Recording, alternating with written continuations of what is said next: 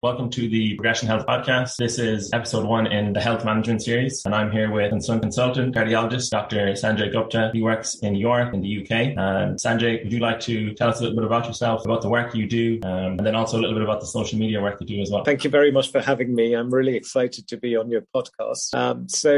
My name is Sanjay Gupta. I'm a doctor. I trained in the UK and then spent a little bit of time in America, in Boston, Massachusetts, where I finished my fellowship and then came back to the UK and took on a consultant cardiology post in York. And I've been there for 10 years now. As a consultant cardiologist, I sort of deal with all cardiac conditions, diagnosing them, managing them. So I'm a general adult cardiologist. I have an interest in cardiac imaging, but on the whole, I just sort of am a general cardiologist.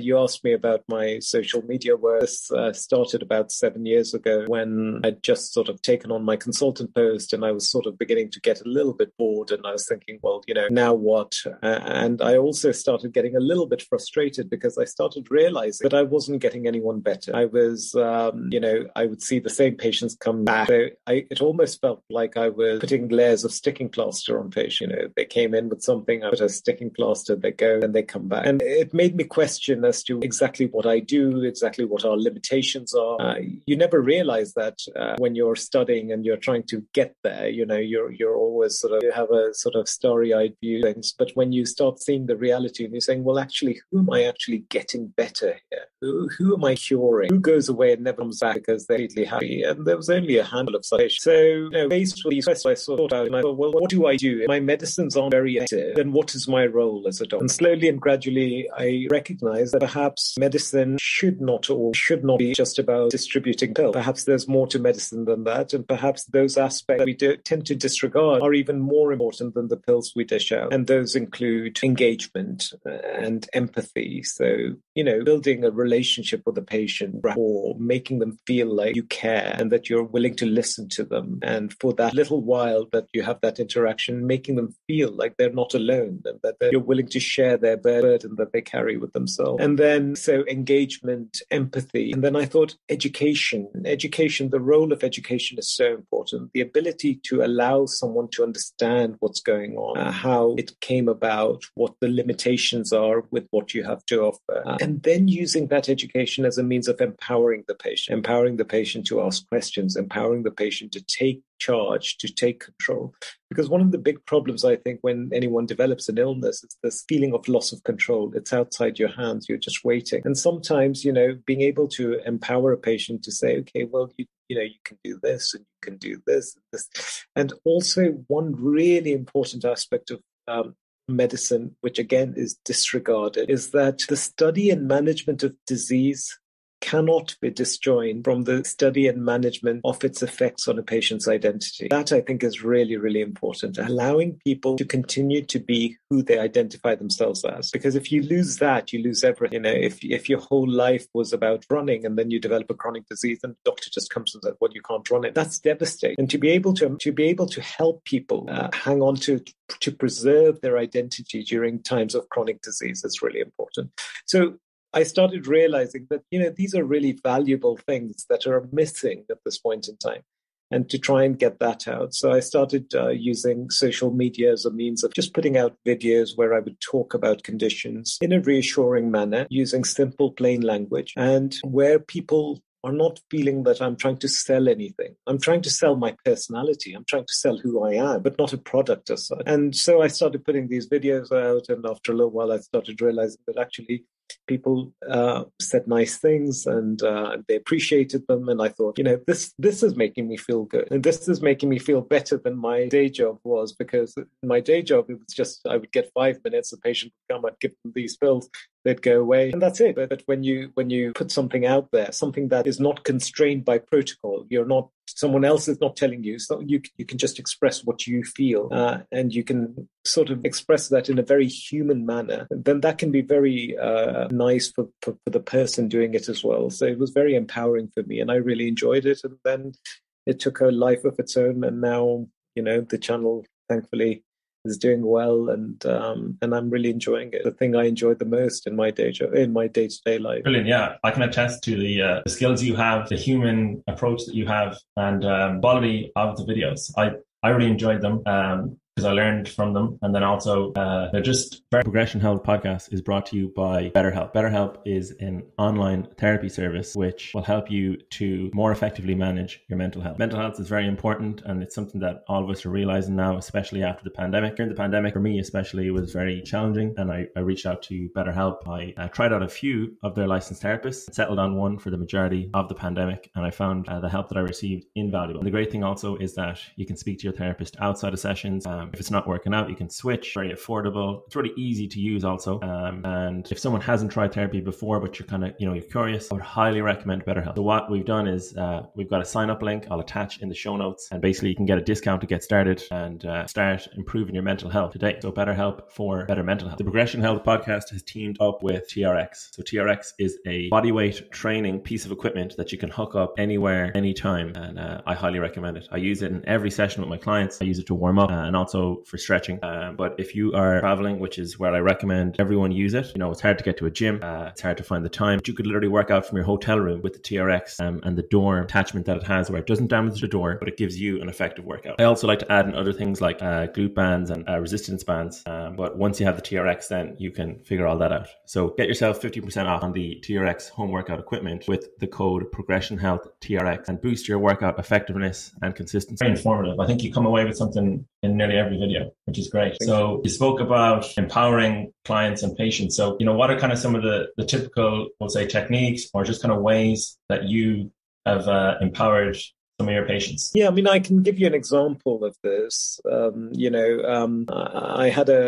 came across a lady who was about 55 who was completely broken mentally and physically. And the story was that she was a really healthy woman, well-to-do, in a really great job, and everything was great. She had, she enjoyed hiking. She enjoyed going and seeing her daughter in Australia. She loved traveling and everything else.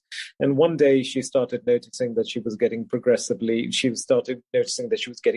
when she was walking. So she eventually went to a doctor who did a blood test, and they said, "Oh, your blood test is elevated. This suggests that you may have heart failure. So we're going to send you to a specialist." So she sat there thinking about this, and she Googled, and she found all this horrible information about heart failure, which made her increasingly concerned. She waited almost 6 weeks to see a specialist. And those were 6 weeks of sleepless nights thinking, I'm going to say this, I'm going to ask this, I've got this. What does this mean for me? What does this mean for me being able to go and see my daughter? What does this mean for me being able to hike with my friends? What does this mean for me? So when she went to see the doctor, she had 5 minutes. The doctor looked at her and said, "Yeah, you've got heart failure, and I think you need to be on some pills, and we're going to get a nurse to come out to you and give you some pills." And that was it. And she was shell-shocked that was it. 6 weeks of sleepless nights for a 5-minute consult with some tablets dished out at the end. So eventually the nurse came to see her and said, "Look, you've got this, you're on these medications, and these medications are good." So she started on the medications. And then she started noticing that she was getting a bit more tired. She was not sleeping well. And it was very difficult for her to tease out whether patients, whether it was a condition, whether it's anxiety. But what she suddenly started finding was that she was just not really enjoying life anymore. She started becoming more distant. Her husband, she became scared of any kind of intimacy with him. She stopped going out with her friends because she felt that everyone would try and mollycoddle her, and she was told that walking and hiking and doing those things weren't helpful for her, weren't going to be good for her condition. She was told, "Look, you can't have alcohol because you've got heart failure. You can't have caffeine if you have heart failure." She went to the doctor because she was getting so depressed and increasingly lonely and socially isolated. She went to the doctor. The doctor said, "Well, I can't give you any antidepressants because you've got heart failure. You need to wait." Eventually, she became so miserable that she went and paid a professor in Harley Street, to see her. And she went in, and the professor looked at the thing, looked at her notes, and looked at her medication, and says, "Oh, no, don't worry. You're an optimal management. There's nothing else we can do, but you're an as good as management as you can expect." And that was it. And she was discharged. And so eventually she watched me on the videos, and she came to me and she said, "Look, I just don't know. My life is a mess." And I said, "Yeah, I agree that the pills that you're taking are the right pills, but clearly this is not optimal management. This is, I disagree with the professor who saw you. This is not optimal management. Let's talk. And she explained to me, and she told me who she was, and she told me about her life and how much she loved hiking and how she would love to go and see her daughter. And during the course of that conversation, it became apparent what mattered to her. What mattered to her was not that she took tablets. What mattered to her was that she try and reclaim her identity. She was losing her identity. So I was able to spend some time with her and say, look, let's talk about sex in heart failure. And, all the data points to the fact that this is not something you should be scared of. Let's talk about it. I was able to reassure her with regards to that. I was able to reassure her with regards to traveling, and I was able to show her data and say, look, on what basis do we think that something bad's going to happen to you?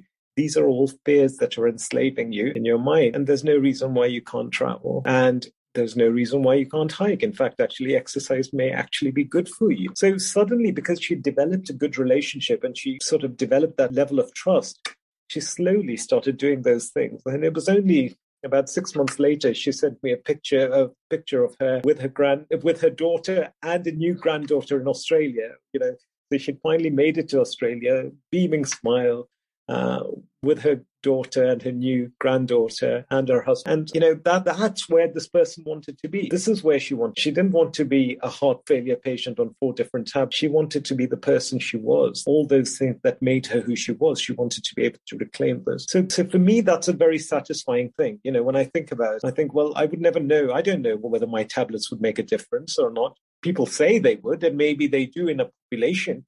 But do they make a difference to her? Who knows? We'll never know, right? No one will know. How do I know that by giving those tablets, I've made her live long? There's no way of knowing. But what I do know is I've improved her quality of life by spending some time with her and educating her and making her feel empowered to take charge. Oh, that's amazing. Yeah. Yeah. Sorry, keep going. So those are the kind of, those experiences, they enrich me and they enrich the patient. And that I think is so nice about this. Yeah. That's like a true kind of, success story. Do you think that, that's what a lot of patients who would feel like they're in need. It basically sounds like kind of a bit of autonomy, independence. Do you feel like that's what a lot of people are lacking when they feel like they're, kind of quote unquote sick, or they have a diagnosis or there's symptoms that they can't manage their life effectively? Or, what would be kind of a commonality among patients you see that is kind of the common, we'll say, ailment? I think everyone longs for freedom. I think everyone longs to freedom. And actually, I think bad medicine tends to enslave and good medicine tends to liberate. And that, I think, is the big thing. So, people like to know, to have a diagnosis. It's nicer to know to have a diagnosis than not to have a diagnosis, because at least that way, medical professionals speak that language because they recognize the diagnosis. So there's some research. You don't feel as alone if you have a diagnosis, because there are other people who have the same diagnosis. So you can identify yourself with other people who are going through the same thing. When you don't have a diagnosis, it's much tougher. But more importantly is the fact that most people just want to reclaim their quality of lives. And unfortunately, what tends to happen is wherever someone is sick, there is all this kind of general advice, this kind of cookie cutter advice. Don't do this, don't do this, don't do this. This could be bad. And everyone sort of suddenly takes on the role of being a carer. And what patients want to go back the way they were. So I think when there are 2 ways to take this whenever you're faced with a disease. One is you allow it to enslave you. One, you allow it to fill you with fear. I can't do this. I'm a patient. I'm a this. On the other hand, you could say, okay, well, this now teaches me that I have only one life and I'm going to enjoy it. I'm going to make the most. I'm perhaps this brutal unveiling of my fragility will become my strength. Very good. So kind of just looking big picture at, let's just call it Western medicine, say in, Great Britain, America, what would you say are some kind of like shortcomings that people should be aware of when, they're going to a hospital so that they kind of get the most out of it? Because your approach sounds like, amazing that you're empowering the client, but then you gave an example of a situation where I keep on saying that the client is a personal trainer, but it's a patient. So the patient wasn't empowered. They were given medication. So, what are some things that people should be aware of when they feel like they need to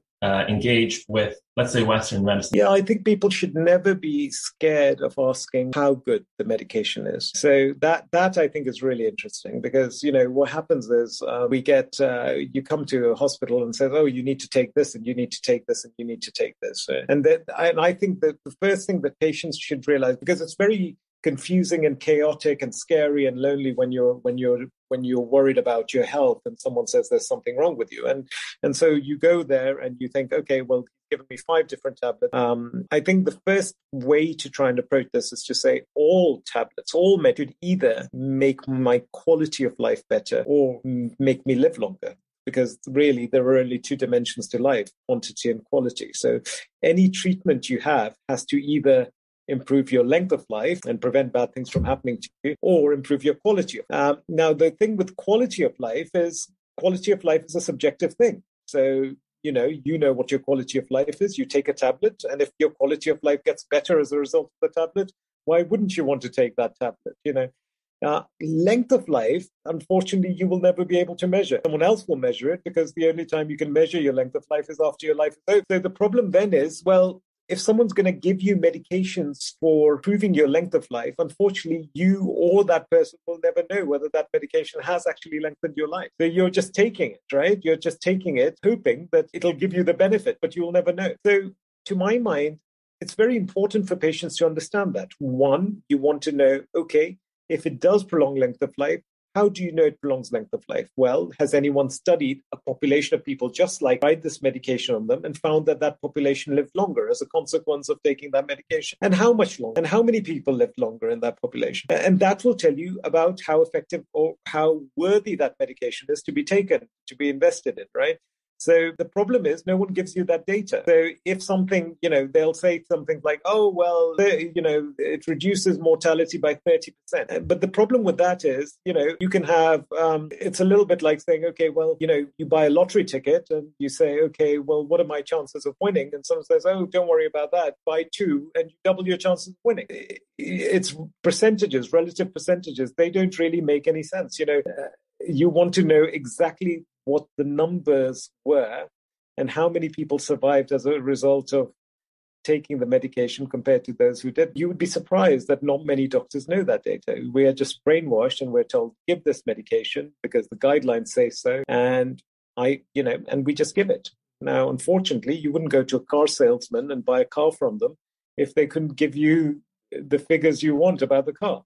But we go to a doctor and we will take the medications, put that chemical inside us without ever asking that question or being given a good answer. I think that's really important. And I think the other thing to say is, I don't mind if a medication makes me live longer, even if there's a very tiny chance, then I'm okay taking it, provided it doesn't adversely impact on the thing that I can measure, which is my quality of life. So, if someone says, oh, this is good, you'll live longer, but I find this medication gives me pain every day, then I don't see any benefit in taking that because it's destroying the one thing that I know for something that I'll never know. So that's really important. And a lot of patients don't understand that and unfortunately don't feel empowered enough to ask those questions. To say to the doctor that, look, okay, you're giving me the medicines. Tell me, are these to make me feel better? Are these to make me live longer? Okay, the ones that make me feel better, I'll try out. And if I feel better, I'll continue them. If I don't, then I'm not going to continue them because why should I continue them? And the ones that are designed to make me live longer, well, firstly, tell me how much better, how much longer I'm likely to live based on the data that you have used to recommend these medications. And 2, sure, I don't mind trying them if the data are good, but if they make my quality of life worse by giving me horrible side effects, then I can't see any point in taking them. Unfortunately, what happens is doctors will just pile the meds on, keep piling the meds on. And I think these days a good doctor is one who takes away the meds rather than gives more. Yeah, absolutely. I feel like that's where your work comes in with communicating the research, the data, the science in an easy to understand way, because it can get very technical, very kind of jargony. And, for the patients, it's almost impossible to know who to listen to. Some people are selling stuff, like you said. So it's kind of like, there's a conflict of interest there. So just for people listening and, they're like, oh, I have this health ailment, or maybe it's with their heart even. How should they know when is a good time to see a specialist such as yourself? And then, what's the kind of general age that men and women should get their heart checked? Yeah, I mean, I think the first thing to say is that, what do you do in terms of most of the data tell us most of what we do in cardiology in particular. I don't think we're very good at preventing things. I don't think we have medicines which are very good at preventing things from breaking. I think our medicines are better at patching things up once things are broken. So what I'm trying to say is I don't think there are many medications that you can take which will reliably say, okay, now you won't have a heart attack. But there are medications which are good if you have had a heart attack at preventing you from having a second. So when you're trying to prevent bad things from happening, the first question you have to ask yourself is, why do bad things happen? And to my mind, again, I've broken it down into 4. I think age has a role to play. Well, you can't do anything about age. So as you get older, things break. Things go bad, but you can't do anything about that. And then there's genetics, which has a huge impact. But again, you can't do anything about genetics either. And then there is that component of just bad luck. You may just be very unlucky. And again, you can't do much about that. And then there's finally lifestyle as well. And you can do something about lifestyle. So wherever possible, I think it is important for people to pay attention to their lifestyle. Now, if you don't pay attention to your lifestyle and you're worried about your heart and you feel that having tests on the heart may allow you then to pay attention to your lifestyle, then good. Okay, have it. But if otherwise you're well and you're happy and you're getting along and you're trying to do all the best things you can by just continuing, unfortunately, there are very few medications out there which would then take that person who is just getting on with their lives, but then they find that they've got some calcium in their heart arteries, at the age of 60 odd. And obviously the connotation is if the calcium, you could have a heart attack. What do you do to rid of the calcium? Well, actually, at this point in time, the only things that work are lifestyle, good lifestyle. And perhaps some people talk about giving those patients statins, but a lot of people, again, the numbers needed to treat are very, very high. The benefit, you would have to treat a ton of people over several number of years to achieve any kind of benefit in that setting. So really, it all boils down to trying to live a good life, a life which is sort of a life of moderation, a life where you're paying attention to nutrition, regular exercise, sleep, and stress. And I think stress is really important. Managing stress is very important. So if you say to me, do I need a checkup? I think if you have symptoms, you definitely need a checkup. So if you are breathless and you're finding you're getting more breathless, or if you're getting chest pains, or if you're getting heart palpitation, something like that, you definitely need a checkup. If you're getting on with your life, could something be brewing? Sure, something could be brewing. If you had a checkup, could that be identified? Sure, it would. But what do you do about it? And that's the real challenge. At this point in time, it's just good lifestyle, and some people talk about giving statins. So at this point in time, as you know, there is a technique called calcium scoring, which is where you can put a patient through a scanner and identify their heart arteries. And the majority of people in their sort of 50s and 60s, the majority of people, if anything bad's going to happen to them, it's going to be a heart attack, a sudden heart attack. That's the thing that kills the majority of people in that age group. So heart attacks happen because of progressive buildup of plaque in the heart arteries. And this test allows you to identify plaque in your heart arteries. So you identify the plaque, but then what do you do about it? Well, at this point in time, most people don't put stents in or do bypasses unless that plaque were really tight, causing a real tight narrowing, and the patient were getting symptoms.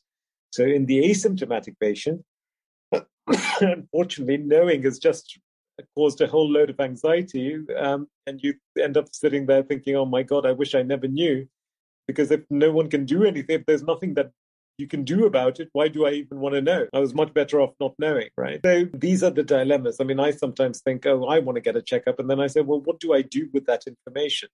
I go to the gym. I try and maintain a really good diet. I try and, if I can change something on the basis of that, great. Sure, I would. But if this is my life and I can't change, or I think that I'm doing the best I can, then as long as I'm asymptomatic, my own approach would be just to get on and enjoy my life. Don't add in any additional stress, because life is stressful enough, I guess. It is, isn't it? Because, again, for example, this is happening all the time. People buy blood pressure machines, then they'll say, oh, my blood pressure was a bit high. Oh, gosh, my blood pressure is high. What does that mean? Next thing, they go to their doctor. They're worried about their high blood pressure. Their blood pressure goes up. The doctor does it. Oh, your blood pressure is high. Now you've got two people. Fine. Next thing, you've been put on medications and you carry this label of high blood pressure. Next thing, your insurance goes up. Your travel insurance goes up. That increases your blood pressure further. Next time you go to your doctor, you're taking a tablet, you're getting side effects, you're not sleeping well. He does the blood pressure, it's high again. He puts more tablets on. And actually, was that blood pressure actually doing you any harm? Just happened to be that you measured it one day. So it can end up, people end up being overdiagnosed, over-medicated. When you measure things, I think personally, as long as you're living responsibly, living a life of moderation, just enjoying your life, and as long as you don't have symptoms, it's as good as it gets. That's where we all want to be, right? To have kind of serenity and peace, and not to lose kind of like vigor or the desire to live life to its fullest. Yeah. So I think so. Then, is there no general recommendation for men or women as they get older? For when they should get their heart checked, or is it kind of like it depends on the case and the symptoms and that kind of thing? I think so. I mean, I think all the evidence these days, certainly for coronary disease, again, which is the big killer, is that you don't really do much, or there's no real major benefit in doing things if the patient is completely asymptomatic. And I can imagine, kind of like you said as well, that if there was a cutoff, 50 years old, I think the population would automatically start worrying. And they would just start to, imagine scenarios where, oh, my heart, oh, that's my heart. Oh, this is it. Yeah, I'm on the way out now, and it mightn't be the case at all. Certainly for the cardiac side of things, things like cancers, etc., stuff like that, I think, there is some merit in getting checked as you get older, especially if you have risk factors, etc., because getting checked, there's a treatment that can be offered straight away. But with coronary disease, there's no easy treatments. If you were completely asymptomatic, you're living a normal life, someone says, oh, you've got a 70% narrowing in your heart artery, you need a bypass. You would say, well, no, I don't want to have a bypass. Well, I've got nothing wrong. I'm just getting on with my life. I'm okay. Why are you wanting me to go and have something that major? So it's, when I talk about, just getting on, and if you're asymptomatic, just living a normal life, it's mainly to do with cardiac things, heart things, I think. If you ask me, I mean, in general, there are three things that can go wrong with the heart. If you sort of, just for the sake of trying to answer that question in a bit more detail, there are three main things that can go wrong with the heart. Number one, the heart is a pump, and that pump could be in some way damaged, either because you were born with a damaged heart, or you may have developed a weak heart over a period of time and not known about it. That question can be answered with an echocardiogram, an ultrasound of the heart. So you have the ultrasound, if you have a structurally normal heart on that, then that's as good as it gets. The second problem that can happen with the heart is that the pump itself may be healthy, but the blood supply to it may be restricted. And this is where this cardiac CT scan, the scan that allows you to delineate the heart arteries, comes in. And if that is normal, completely clean, then that's exceptionally good news and tells you that you're not in any major risk in the next 3 to 5 years. And then finally, the heart is also an electrical organ, and it may electrically malfunction. Unfortunately, you can't diagnose that before it happens. It has to electrically malfunction, then you diagnose in retrospect. I could be sitting here and my heart could electrically malfunction tomorrow. There's no way of me knowing about this. But if it does malfunction, then I get things like palpitations or blackouts, then doing heart monitoring over a prolonged period of time can be helpful. So those are the three basic tests that give you a good evaluation of your heart. But as I say, I wouldn't rush into them, because you may find things that you don't want to know about and you can't do anything about. But if you get symptoms, absolutely, because then you know that tackling the thing you've seen will relieve your symptoms, thereby improve your quality of life. Good, yeah. It sounds as though the moderate approach as well covers most of your boxes there. And then I guess kind of just not worrying excessively if there is no symptoms, just focus on the symptoms. And if they're not there, focus on moderation seems like a very effective approach. And speaking of moderation, so I know with COVID, mental health has been an issue for some people, and anxiety as well. I experience it a little bit, but moderation helps, and that's how I keep it under wraps. But how does anxiety and things like depression, how do they affect the heart, if at all? Is there any kind of side effects? Absolutely. I mean, I think the first thing to say, anxiety and depression are an epidemic. They're not recognized as such, but virtually every patient I see in my cardiology clinic will be taking antidepressants, anti-anxiolytics, etc. And you have to ask, where is this coming from? Why are so many people so anxious? Why are so many people so depressed in a modern world where everyone's meant to be connected, etc.? Where is this coming from? And I think some of it at least comes from loneliness. Even though we purport to be more connected, we're actually less connected than ever, I think. The second thing to say is that, anxiety and depression, they directly impact on the thing that matters in life, and that is quality of life. Quality of life is the only thing that is important in life to us. Length of life matters to other people because they become deprived of you if something bad happens to you. But for you, the patient, the only thing that matters is your quality of life. You want to be independent. You don't want to be a burden. You don't want to be in pain. You want to have your dignity intact. You want to be fully functional. As long as you've got those things, that's really important. And so anxiety and depression, they say anxiety doesn't stop you dying, but it stops you living. And so they take away your quality of life.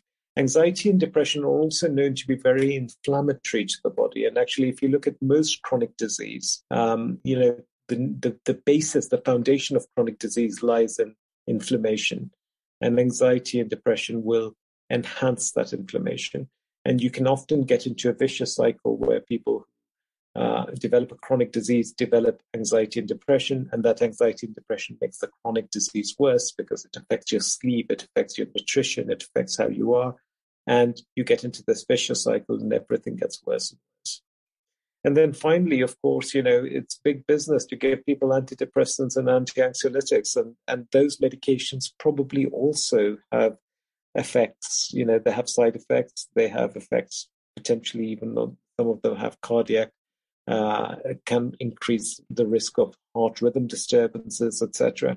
So, some people say that actually prescription medications, we're the most over-medicated generation ever. And I'm sure that has an impact on us. So in every way, stress and anxiety are bad for us. Yeah, I like the idea of focusing on your quality of life. That's a really important metric, no matter what age you are, who you are. So yeah, focusing on that and things that improve your quality of life is really practical and very useful.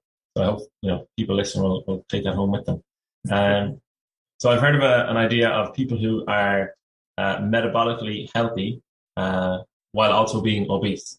So typically, I think the view has been that if you're overweight, or actually let me update the term and say like you're carrying excess body fat, that you are, unhealthy and, you're kind of, let's just say, less capable than someone of a normal weight.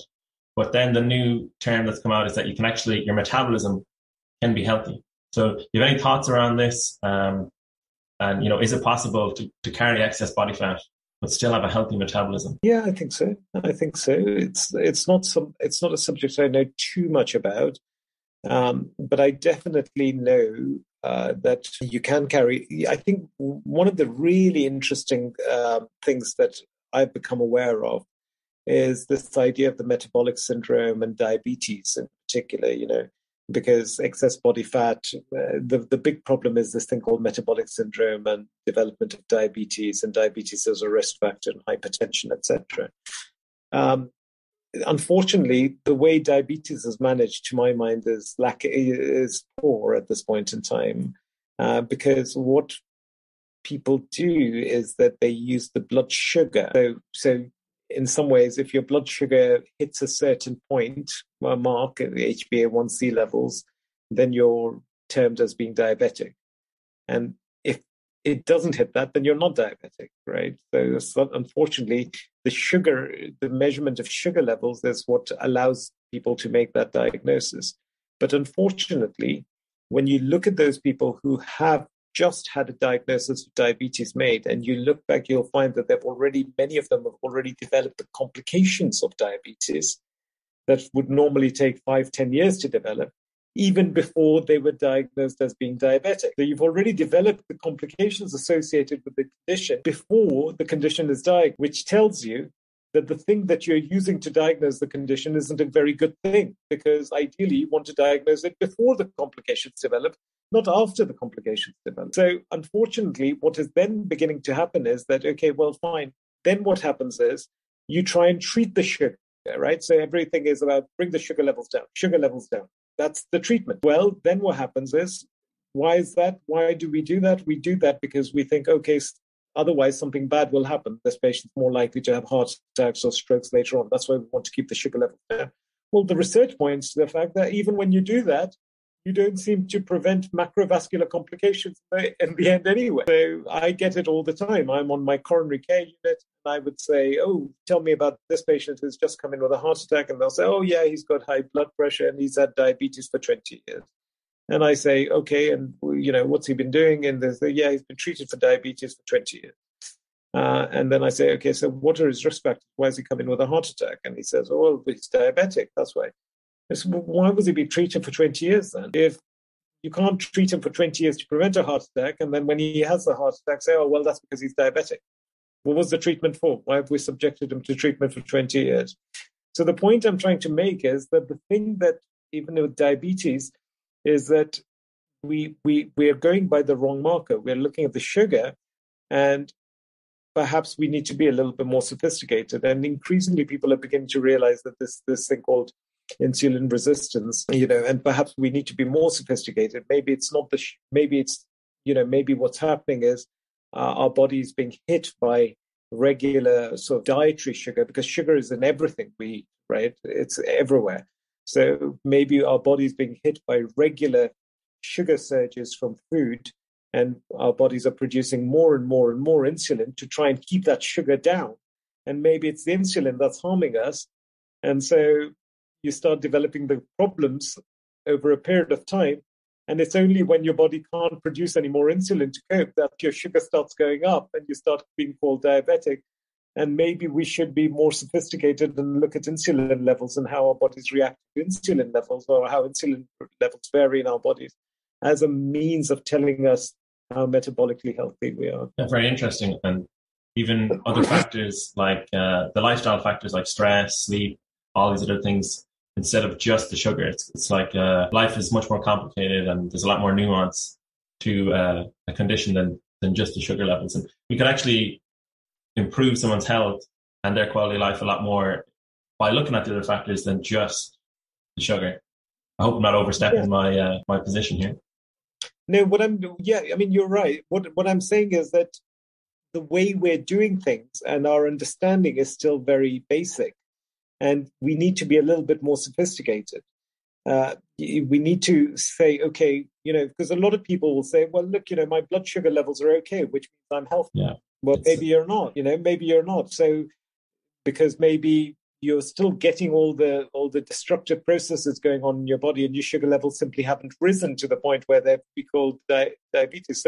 So what I'm trying to get across is that we have to understand that there are real limitations in how things are being done. And a lot of the reason why things are being done in a certain way is cost effectiveness. It's health economics, etc. So in the NHS, for example, it is far more expensive to be a lot more sophisticated. It's more time consuming, etc. So it just seems sensible just to do this, but that's not necessarily the right way. And those people who are empowered with information, who are able to ask questions, will then go and say, actually, maybe I need to go and find those clinicians who will look earlier for earlier processes going on in my body, rather than the way things are being done, because the way things are being done isn't making a huge difference. We're very good at patching things up, but if you look, heart attacks are on the rise. Younger people are having heart attacks. You're seeing it all the time, So we're good at patching things up. And we would say, oh, well, people are living longer now. But are they living better? Are they, or are they just heavily over-medicated, et cetera, et cetera? So when we're trying to work about how to preserve health, I think some of the ways that we define health at this point in time need to be modified, and we need to be more sophisticated and say, okay, well, I need to understand my body. I need to look at it in a bit more detail. I need to look and see if there's a process going on, rather than relying on a surrogate of that process rising. So the blood test is an easy surrogate.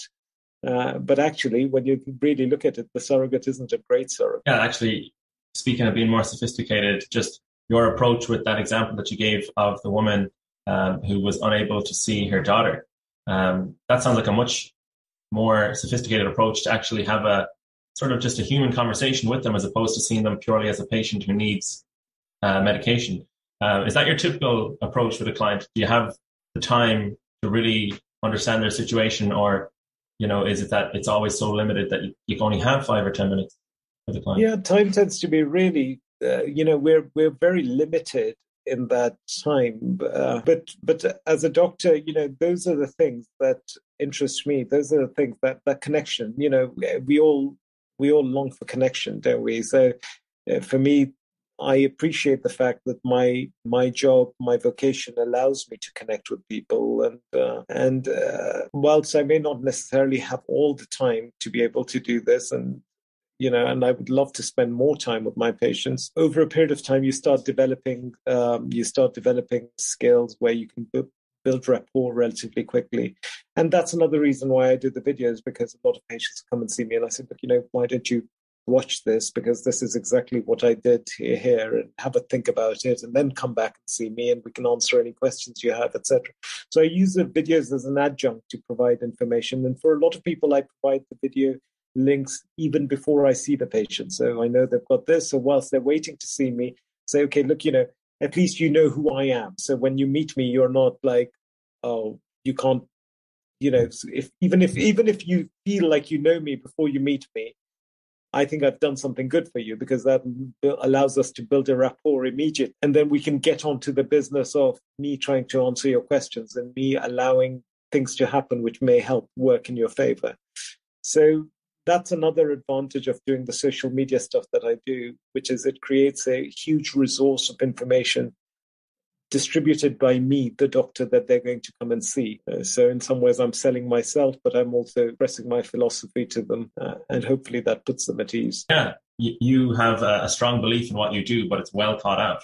And you're really effectively breaking the ice with the clients. I keep on saying clients, patients, and they get kind of educated, even before meeting you. So yeah, I think that's a really clever way to approach the health system, because you haven't, I guess, found it as effective as it could be. And you're almost making your own role or approach, which is, that's how I met you. So yeah, it's working. So just going back to connection and kind of pivoting a little bit. So coffee is a great way to connect nowadays. Everyone, loves to chat over a cup of coffee, but is coffee healthy for heart health? What's the relationship between coffee and heart health? Because too much coffee, I think everyone has been there and they felt a bit too hyped up. But it's, its benefits. I seem to find every study on caffeine promotes the benefits of heart health, but, longevity. But I don't know, is that true? So what is your opinion on the situation? Yeah. I mean, there's been a long health perception within the public and healthcare professionals that caffeine increases the amount of adrenaline in our bodies and will increase the risk of heart rhythm disturbances. Now, the truth is that there are two ways of looking at this. One is to go by sort of research and population studies and see what that shows. And then there's the anecdotal side of things, So there is no doubt, anecdotally, some people will say, when I consume strong coffee, this happens. And in those people, I say, well, if you have noticed a temporal relationship between drinking coffee and your heart palpitating or something like that, then sensible thing is not to drink the coffee and see whether that sorts your problem out, because it's you I'm trying to treat. It's not the 10,000 people who've participated in that study. But if you look at the studies, then they say that, coffee has four main effects on the cardiovascular system. Okay, it causes sympathetic activation, so it increases your adrenaline, noradrenaline levels. And actually, if you increase those to a certain extent, then especially if you've already got a diseased heart, then there is a risk that the heart will speed up. You may get extra irregular heartbeats. You may go into heart rhythm disturbances. So that's true. Remember, coffee contains caffeine, but probably not as much caffeine as energy drinks. So energy drinks are probably really harmful because they probably contain about, 4 or 5 times more caffeine than in coffee. So that's one problem with caffeine, that increases adrenaline and noradrenaline levels. It also can increase the amount of calcium within the cells.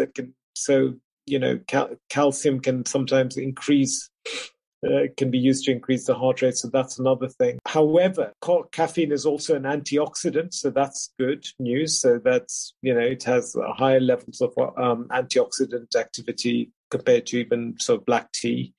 And it has an inhibitory effect on something called adenosine receptors. And adenosine can sometimes cause AF. And if you drink something which is an adenosine antagonist, maybe it's protected. So that's the sort of biochemical basis, the biochemical foundation. But when you look at studies, there are no really good convincing studies that coffee causes more heart rhythm disturbances. In fact, there were, in terms of population studies, I think there have been, most of the studies have shown that there's a reduction in things like atrial fibrillation with coffee ingestion. That's what the studies have shown. Same with ventricular dysrhythmias. So, I think the research doesn't convincingly say drinking coffee increases the chances of bad things happening to you.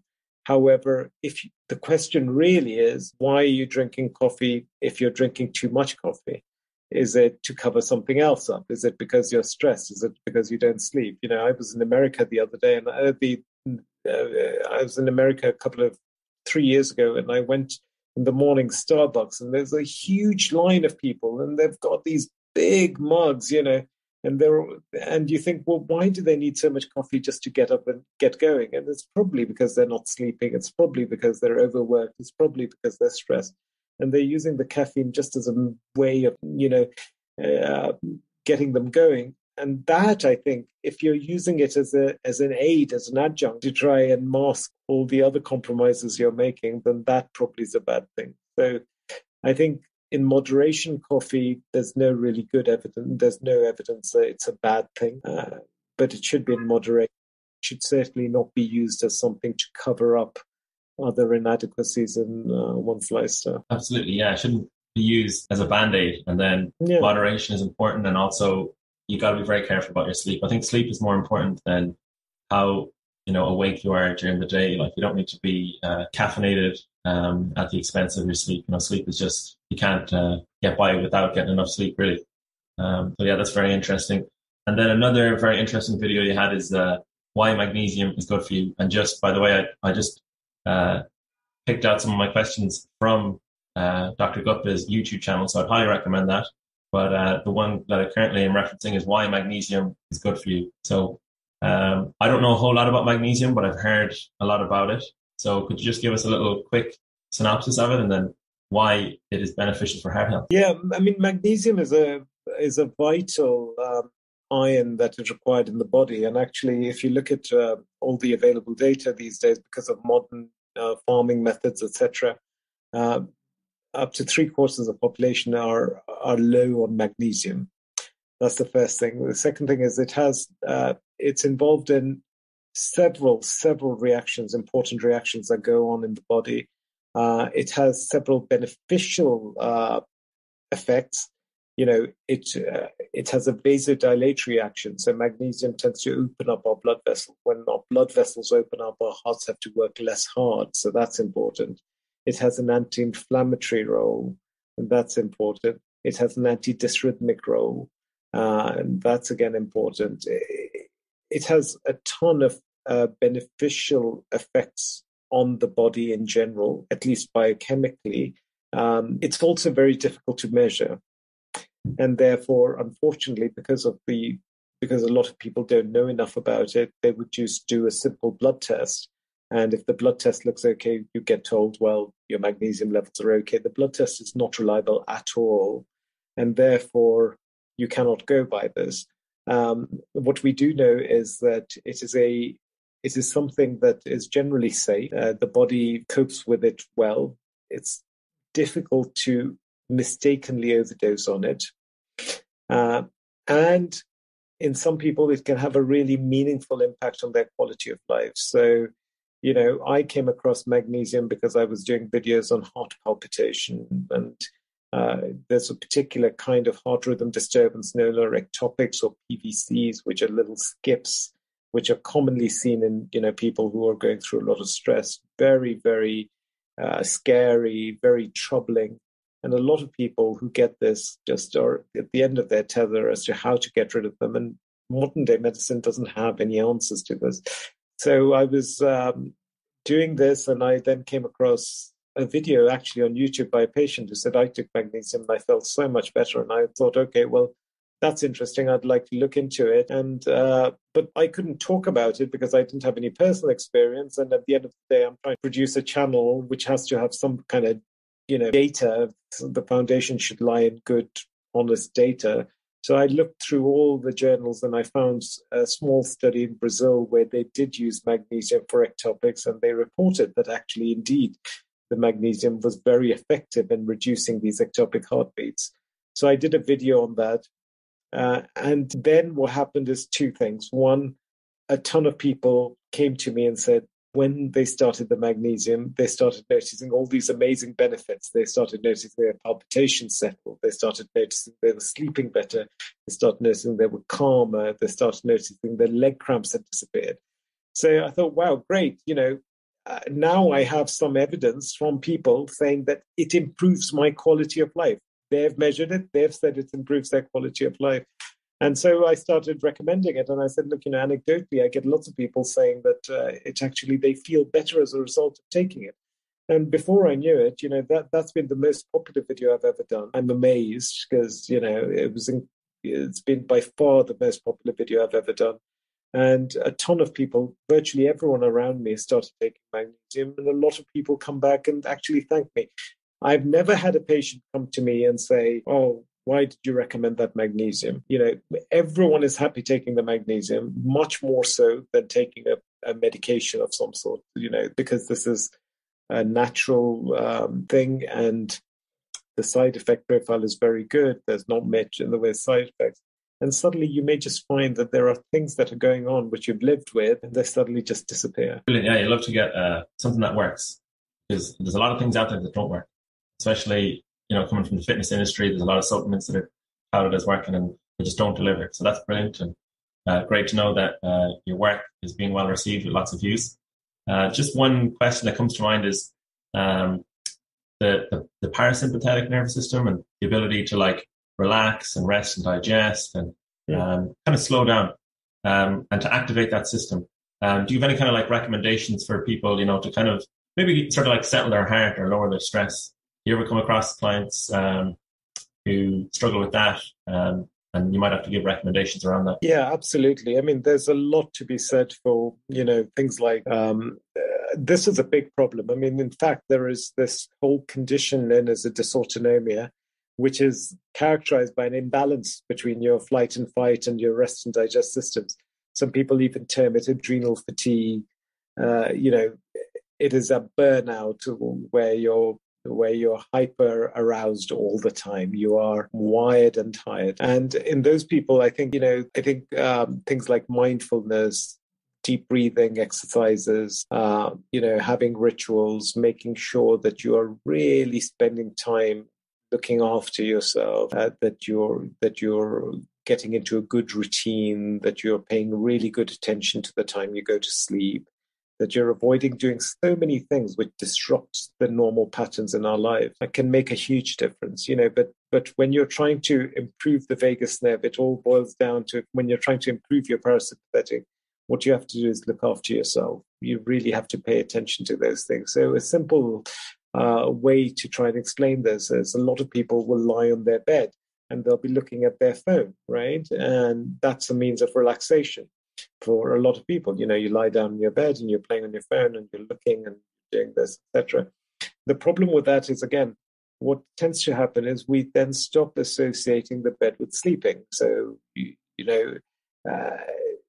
in some ways that can be quite harmful, because what you're doing is by looking, you're increasing this adrenaline in our bodies, because that's what it does. You're reading news, you're getting blue light, you're flashing lights and all that kind of stuff. You're arousing the adrenaline, the flight and fight response all the time. And therefore, that adrenaline doesn't leave you straight away when you want to go to sleep. It stays in your body. And therefore, then you spend the whole night tossing and turning. Next morning, you feel worse. And then when you come back, first thing you want to do is lie down, but because you're still wired, you put on your phone and you do the same thing again. And so for a lot of people, I say, well, okay, you have to be very careful. You do not go and lie on your bed unless you're ready to sleep. You have to retrain your body to understand that actually, if I'm lying on my bed, that means I'm ready to sleep. If you want to go and be on your phone, don't lie on your bed doing that. Those are really important things. So we get into these really, really bad habits. We get into the bad habits of not sleeping, then having more sugar in the morning, then you're stimulating, going without meals for a prolonged period of time, then having a heavy meal after that. I think we just have to really pay attention to try and readdress that balance. And I think breathing, and a lot of people overbreathe and a lot of people hyperventilate. Those things can all have a huge impact. And mental health is so, so important. Physical health, you cannot be physically healthy if you're mentally unhealthy. And therefore, mindfulness, stress relief, meditation, Pilates, yoga, Qigong, all those things can be quite helpful. And those people who do it, and exercise is very good. A lot of people say, well, exercise, the reason exercise I think is so good is because it can be a meditative experience. That I think is so important about exercise. Yeah, it's kind of like you're only as strong as your weakest link. So if you can work very hard, but you can't relax equally as hard, you've got a weakness right there, and you could end up running into problems. And I add another series on sleep, and just going back to the time spent in bed. The experts recommend you're in bed for three things. So for sleep, for sex, and then for recovery from sickness. So the three S's pretty much. Because otherwise, like you said, the body gets accustomed to being in bed but not relaxing, and then you run into sleep problems, which is a disaster. But you just touched on exercise. So to wrap up, could you just talk a little bit about your video of heart disease, so exercise in the heart? Because I think a lot of people would, the go-to might be to exercise less or be less active, like that woman you mentioned. But what is your opinion on exercising, with heart disease and just for general heart health? Yeah, I think exercise is in some ways the perfect medication, isn't it? Because it gives you immediate, it makes you feel immediately better. If you've done, you will know that if you go for a run first thing in the morning, you're buzzing the whole of the morning. That's the first thing. Everywhere we see exercise has been shown to reduce inflammatory levels, inflammation levels within the body. So it has a direct effect on the inflammatory load in the body, and it doesn't really have any side effects. So in that sense, it's very good. I think one of the most important things for exercise is builds our muscle tone up. So that I think is very important, because with chronic disease, for example, any kind of disease, one of the things that comes along with that is muscle wasting, frailty, which makes everything worse. So keeping your muscles in tone, in good shape, is incredibly important. I think exercise can be a meditative experience. I think exercise may allow people to be more social. It can be a way of reducing loneliness. It can be a way of experiencing freedom, because when we exercise, we feel free. So it has so many other benefits on our mental health, on our muscle tone. All the research points to the fact that if you take people who have heart disease or who are suspected of having heart disease, and you put them on the treadmill and they do something like called the Bruce protocol, which is sort of every 3 minutes the treadmill goes up in incline and speed. And if they do more than 9 minutes, they fall in a generally low risk category. So people who do more than 9 minutes are low risk. People who do less than 6 minutes are higher risk. So sometimes, you can have people who have a 80% narrowing in their heart arteries. And if they do more than 9 minutes without problem, many doctors may turn around and say, well, that doesn't need fixing. And on the other hand, if they had the same narrowing, but they could only do sort of 5 minutes on the treadmill, then you worry a little bit more and you want to fix it. So just being able to do 9 minutes in itself tells you that you're in a low risk category. The other thing, of course, to say is that exercise can be a very good way of testing the heart out and testing how well you are. If you can exercise, if you have a problem with your heart, it will manifest first during exercise.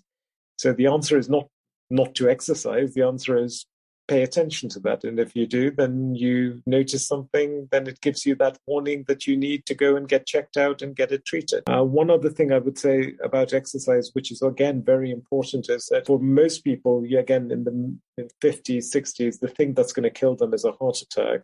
And heart attacks happen because of progressive plaque buildup in the heart arteries. Now, what happens with exercise is that you are in a controlled manner trying to, you're trying to increase blood flow through this narrowing. And of course, the more, if you increase the demand, the supply is not going to necessarily match the demand during that narrowing.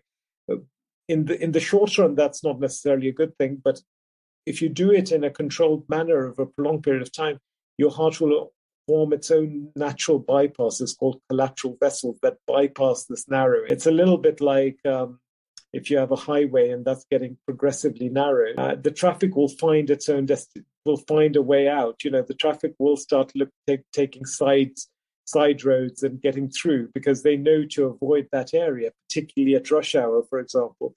So exercise is like stimulating rush hour in a controlled environment. So over a period of years, you'll start developing these collateral vessels which allow the blood to get to its destination without being completely reliant on this narrowed artery. So if this narrowed artery does block off, the traffic's still getting through to where it needs to do, so you don't have as big a heart attack. So exercise can be very helpful with that. It's called collateralization or development of collateralization of blood vessels. Oh, that's amazing. The body is like just, the best machine ever created, right? So that is fascinating to hear. I never realized that before. And good to know that exercise is still medicine. That's something I like to believe in and preach to my own clients. Dr. Gupta, thank you very much for your time. Is there anything that you want to leave the listeners with or mention or, maybe any videos that you have coming up? Yeah, my message is always the same, that, there are only two important things in life, length and quality. And wherever you are, I think there are three things. The more I think, as part of what I do, you end up becoming quite introspective and you start questioning everything. And I would say that, the things that will always make our quality of life better, the thing that will always make our quality of life better are to care, to share, and to be grateful. And if you do those three things, I think you will find that your quality of life improves. And if your quality of life improves, then that's all we ever want. Brilliant. Yeah, that's a very practical takeaway. Thank you very much for your time, Dr. Gupta, and we'll stay in touch. Thank you so much for having me.